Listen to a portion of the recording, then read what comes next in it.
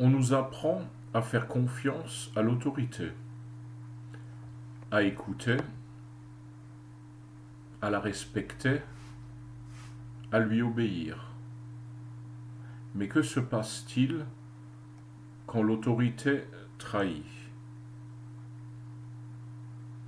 Aujourd'hui, je vais parler de ce moment précis où la confiance devient confusion, où le respect devient peur et où un enfant commence à se taire.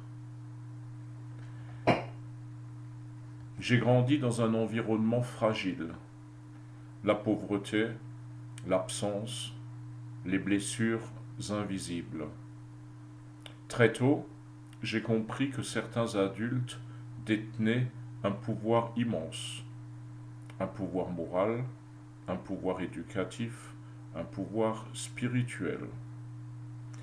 Et quand on est enfant, on ne remet pas ce pouvoir en question.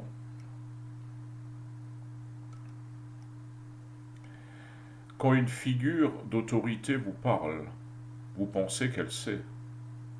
Quand elle vous guide, vous pensez qu'elle protège. Et quand elle franchit une limite, vous pensez que le problème vient de vous.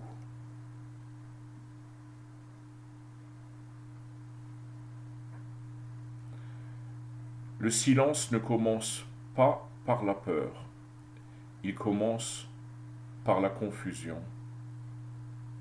On ne comprend pas, on doute, on minimise. Puis la honte arrive, une honte qui ne devrait jamais appartenir à un enfant. Alors on se tait, parce que parler, c'est risquer de ne pas être cru, parce que parler, c'est risquer de détruire une image, parce que parler, c'est risquer de déranger un système.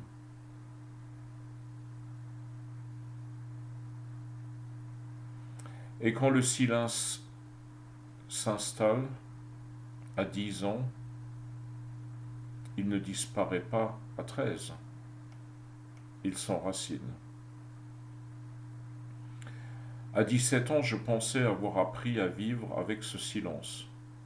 Je pensais que le passé était derrière moi. Je pensais que j'avais grandi. Puis un jour, à Strasbourg, une situation a ravivé tout ce que j'avais enfoui. Ce n'était pas un souvenir, c'était une sensation, une alerte intérieure, une impression de danger immédiat. Mon corps a réagi avant que mon esprit comprenne. Le cœur qui s'emballe, la respiration qui se bloque, le temps qui ralentit.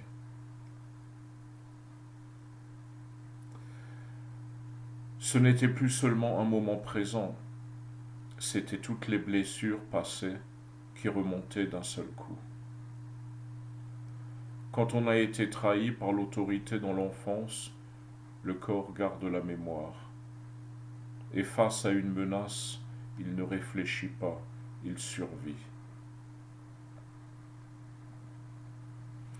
Ce n'était pas par la colère, c'était de la survie.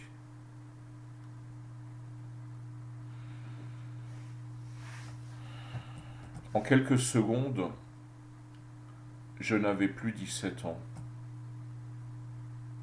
J'avais 10 ans, j'avais 13 ans, j'étais tous les âges à la fois, tous les silences, toutes les peurs, toutes les trahisons.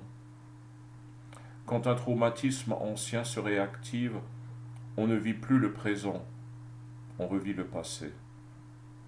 Et ce jour-là, je n'ai pas seulement réagi à une situation, j'ai réagi à une accumulation. Une question m'a accompagné pendant des années. Quand une victime se défend, devient-elle coupable?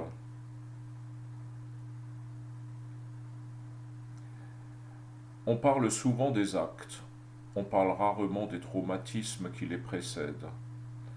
Ce moment à Strasbourg a été un point de bascule, pas seulement dans ma vie, mais dans la manière dont mon histoire allait devenir publique. J'ai raconté cet épisode en détail dans mon autobiographie, parce qu'on ne peut pas résumer des années de silence en quelques minutes.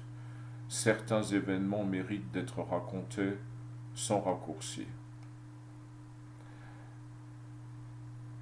Dans la prochaine vidéo, je parlerai de ce qui se passe quand une histoire intime devient une histoire médiatique, quand le silence explose et que l'on passe du statut de victime à celui d'accusé aux yeux du monde.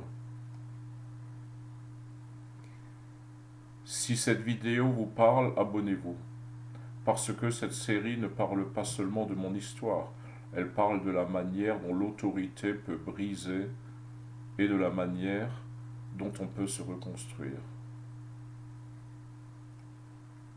Merci beaucoup pour votre écoute et à très bientôt.